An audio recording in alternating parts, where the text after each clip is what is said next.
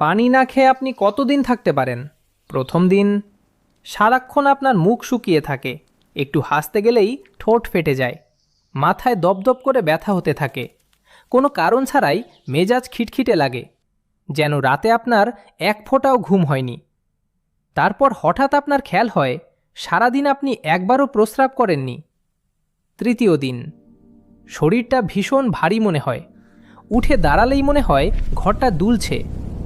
কোনো জানান ছাড়াই হঠাৎ পেশিতে টান ধরে, আপনার চিন্তাগুলো ধীর হয়ে আসে, ঠিক যেন মোবাইলের দুর্বল সিগন্যাল।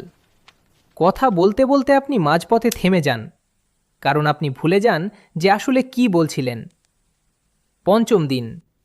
আপনার চামড়া ফ্যাকাশে আর নির্জীব দেখায়, জিভটা মুখের ভেতর কেমন যেন ভারী আর মোটা মনে হয়, হৃৎপিণ্ড মনে হয় অতিরিক্ত পরিশ্রম করছে, ঠিক যেন কুল্লুলান ছাড়া গরম হয়ে যাওয়া কোনো ইঞ্জিন। আপনি সাধারণ কোনো একটা জিনিসের দিকে মন দেওয়ার চেষ্টা করেন, কিন্তু সব কিছু ঝাপসা হয়ে যায়।